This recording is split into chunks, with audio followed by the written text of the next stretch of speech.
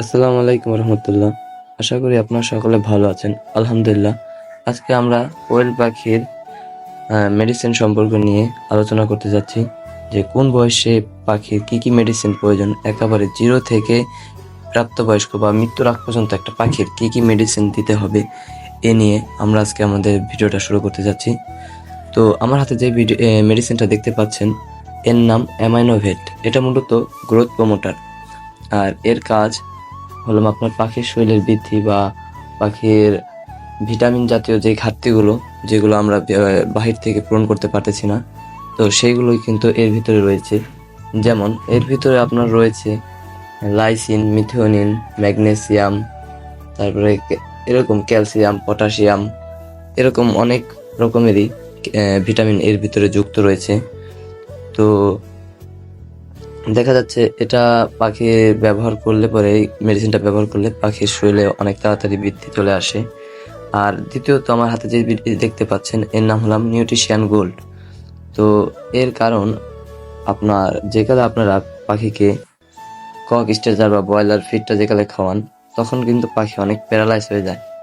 তো প্যারালাইজ হয়ে যাওয়ার সময় আমার হাতে যে নিউট্রিশন গোল্ডটা দেখতে পাচ্ছেন, এটা কিন্তু মূলত না, এটাও আপনার ওই যে এই সেল বা ইডি এর কাজ করে, কিন্তু তখন আপনারা রিবোথাই বা থায়ামিন, যে ওষুধটা আমি এখানে আপনাদের দেখাতে পাইনি, ওই জিনিসটা আপনারা ব্যবহার করবেন। রিবোথাই বা থায়ামিন, এতে আপনার দেখা যাচ্ছে যে বাচ্চাটা প্যারালাইজ হয়ে গেছে, আল্লাহর রহমতে আপনার যদি দেখা যাচ্ছে যে 20টা পাখি প্যারালাইজ হয়ে গেছে, কিন্তু এর ভিতরে দেখবেন ওষুধটা ব্যবহার করলে আল্লাহর রহমতে 15 থেকে 16টা পাখি আপনার সুস্থ হয়ে যাবে। আর এখন আমার হাতে যে বোতলটা দেখতে পাচ্ছেন, এটা হলাম লাভা জিঙ্ক। তো জিঙ্কের কাজ অনেকই ভালো। যেরকম জিঙ্কের কাজ আপনার হলো প্রথমত যে ক্ষুধা দূর করে দেয়, ক্ষুধার নিন্দা দূর করে দেয়, এরকম পাখির খাবার রুচিটা ভালো রাখে প্রথমত। দ্বিতীয়ত পাখির পালক বা পাখিটা উস্কো খুস্কো দেখা যাচ্ছে যে একটা আপনার একটা গিলেজ থাকে পাখির ভিতরে, ওই গিলেজটা আবার ফিরিয়ে এনে দেয় যদি দেখা যায় পাখির কোনো সমস্যা হয়। আর আমার হাতে এখন যেটা দেখতে পাচ্ছেন সেটা হলো রেড ক্যালসিয়াম।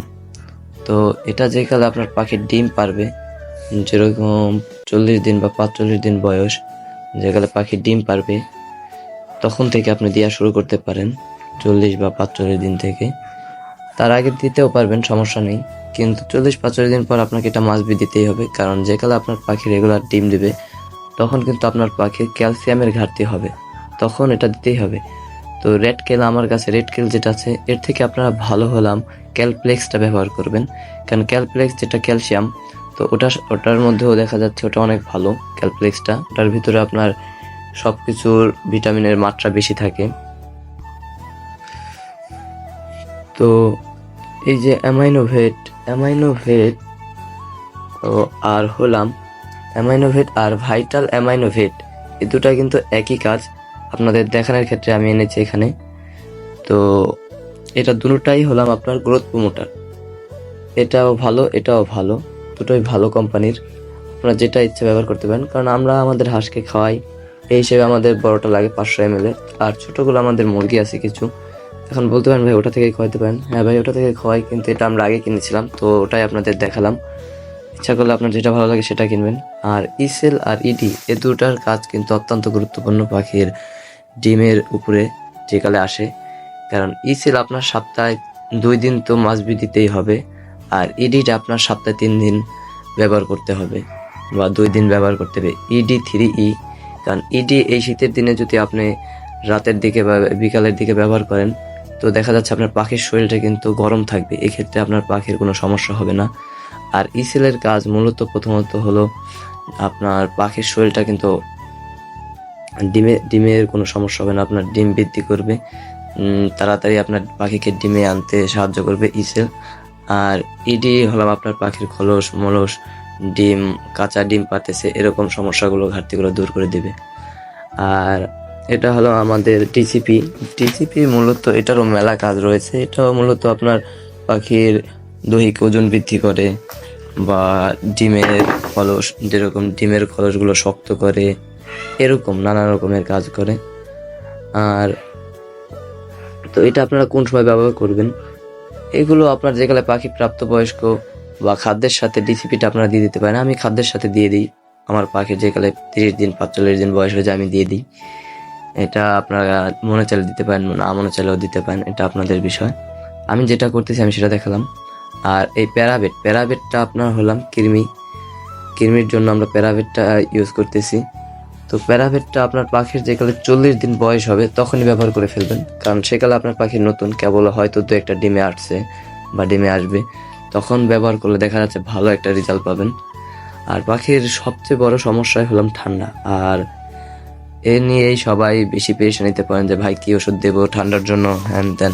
তো এর জন্য আপনার শুধু মাইকোনিটটা চালাবেন, 3 দিন বা 7 দিনের কোর্স করবেন।